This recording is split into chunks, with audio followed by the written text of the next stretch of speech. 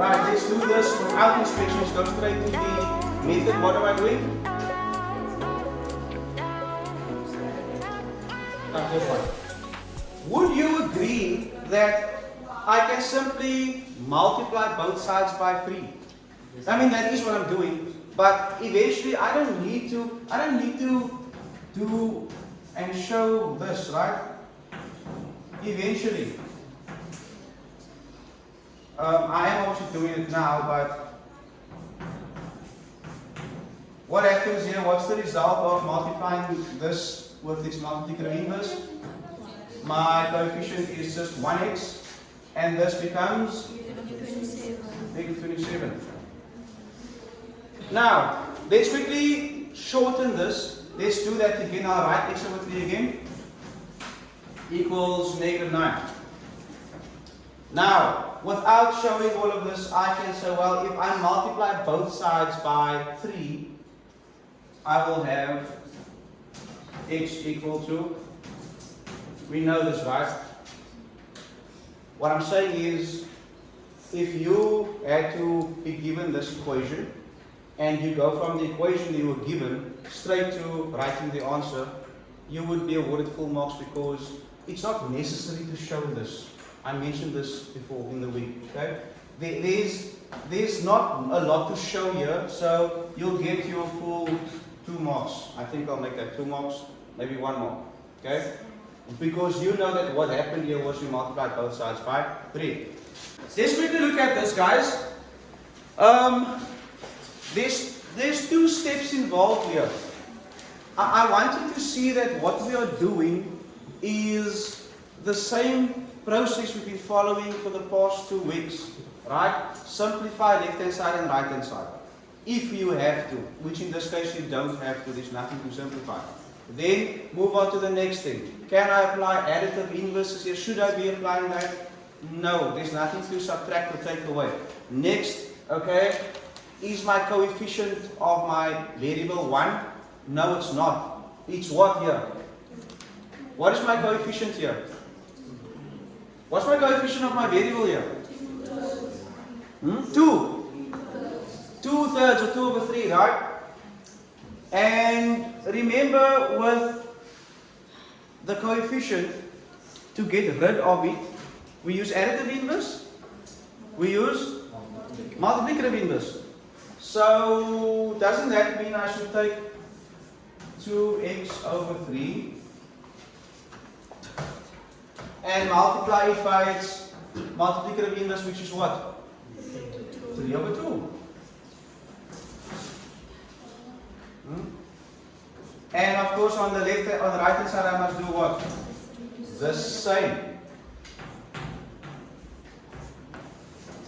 Okay? What happens when I multiply the coefficient with its multiplicative inverse? It becomes 1. I activate the identity element of multiplication, which is 1.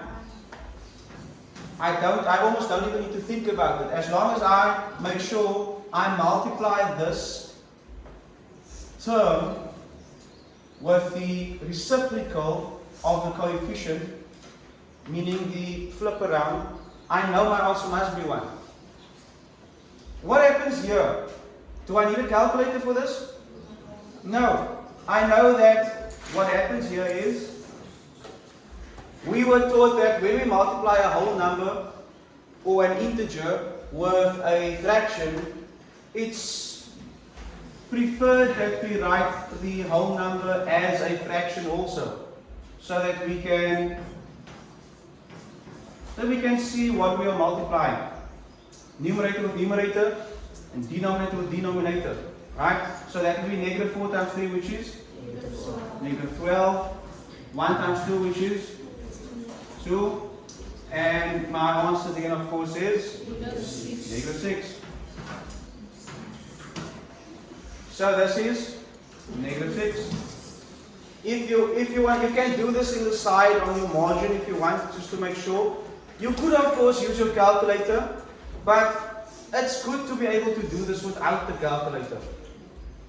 Always keep your calculator handy just to double check, because you guys, you like making silly mistake. Okay, just keep your calculator handy so you can double check. And I'm done, right?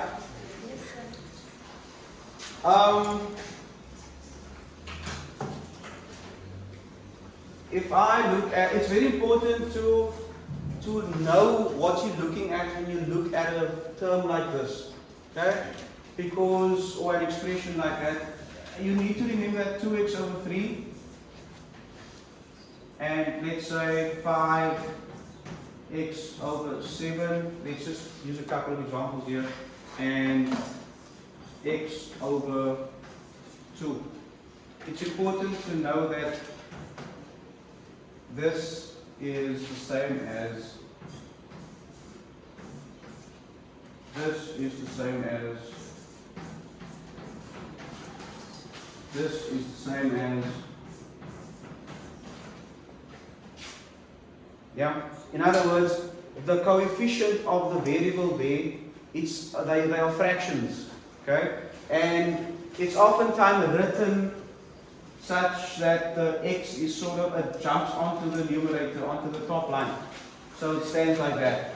And many times, or previously, you couldn't identify what the coefficient is because you looked at this and like, oh, the coefficient is 2, the coefficient is 5, the coefficient is 1. But we know now the coefficient is the whole fraction. It cannot just be one of the numbers. What am I circling here? There's a 1 there. Okay? The coefficient is the fraction.